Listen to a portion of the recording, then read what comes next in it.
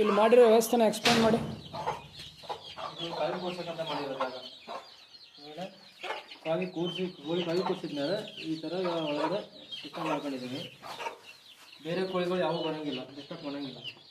ಕಾವಿ ಕೂರಿಸಿರ್ತೀವಿ ಈ ಥರ.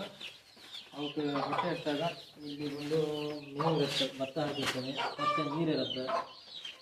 ನೀರೆಲ್ಲ ಕುಡಿದು ಓಡಾಡಿ ಮತ್ತೆ ಹೋಗಿ ಅವು ಎಲ್ಲಿ ಕುತ್ಕೊಂಡು ಅದೇ ಹೋಗಿ ಕುತ್ಕೊಳ್ತವೆ.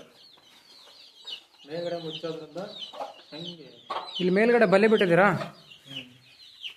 ಇಲ್ಲಿ ಬಲೆ ಹಾಕ್ಬಿಟ್ಟು ಕೆಳಗಡೆ ಮೆಸ್ಸಲ್ಲಿ ಈ ಕಾವಿ ಕೂರಿಸೋದಕ್ಕೆ ಒಂದು ಪಾರ್ಟಿಷನ್ ಮಾಡಿದ್ದೀರಾ. ಇಲ್ಲಿ ಆರಾಮಾಗಿ ಓಪನ್ ಆಗಿ ಕೂತಿದ್ದಾವೆ ಕಾವಿಗೆ. ಅವು ಇಷ್ಟ ಹಸುವಾದಾಗ ಬಂದು ಮೇವು ತಿಂದು ನೀರು ಕುಡಿದು ಮತ್ತೆ ಅವು ಕಾವಿ ಕೂರ್ತವೆ. ಪದೇ ಪದೇ ಅವುಗಳನ್ನು ನಾವು ಡಿಸ್ಟರ್ಬ್ ಮಾಡೋ ಅವಶ್ಯಕತೆ ಇರೋಲ್ಲ. ಬೇರೆ ಕೋಳಿಗಳು ಬಂದು ಸಹಿತ ಡಿಸ್ಟರ್ಬ್ ಮಾಡಲ್ಲ, ಬೇರೆ ಕೋಳಿಗಳು ಬಂದು ಸಹಿತ ಅದ್ರ ಮೇಲೆ ಮೊಟ್ಟೆ ಇಕ್ಕಿ ಹೋಗಲ್ಲ.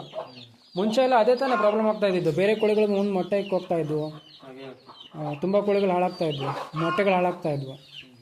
ಆಮೇಲೆ ಕೋಳಿ ಯಾವಾಗ ಹಸುವಾಗಿದೆ ಅಂತ ನಮ್ಗೆ ಗೊತ್ತಾಗ್ತಿರ್ಲಿಲ್ಲ.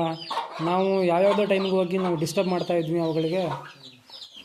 ಇವಾಗ ಅವಕ್ಕೆ ಯಾವಾಗ ಹಸುವಾಗುತ್ತೆ ಅವಾಗ ಹೋಗ್ತವೆ, ಮೇವು ತಿಂತವೆ, ನೀರು ಕುಡಿತವೆ, ಮತ್ತೆ ಬಂದು ಕಾವಿ ಕುತ್ಕೊತವೆ.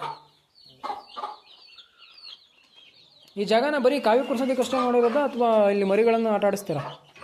ಇದು ಮರಿ ತೆಗೆದಾದ್ಮೇಲೆ ಇದೇ ಕೋಳಿ ಮತ್ತು ಕೋಳಿನ ಮರಿನ ಇದರಲ್ಲೇ ಬಿಡೋದು. 2 ಕೋಳಿ ಬಿಟ್ಟು 2 ಕೋಳಿ ಹೊರಗಡೆ ಹಾಕಿ ಮರಿ ಬಿಟ್ಟು ಇದರಲ್ಲೇ ಬಿಡೋದು.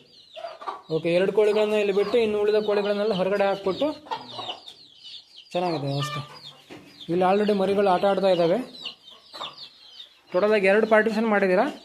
ಒಂದು ಕಾವಿ ಕೂರಿಸಿದ್ದೀರಾ ಸದ್ಯಕ್ಕೆ, ಆಮೇಲೆ ಮರಿಗಳನ್ನು ಇಲ್ಲಿ ಆಟ ಆಡ್ಸೋಕೆ ಬಿಡ್ತೀರಾ. ಇವಾಗ ಸದ್ಯಕ್ಕೆ ಅಲ್ಲಿ ಮರಿಗಳು ಆಟ ಆಡ್ತಿದ್ದಾವೆ. 2 ಕೋಳಿಗಳು ಮರಿಗಳನ್ನು ಆಟ ಆಡಿಸ್ತಿದ್ದಾವೆ ಅಲ್ಲಿ. ಚೆನ್ನಾಗಿದೆ ಪಾರ್ಟಿಷನ್.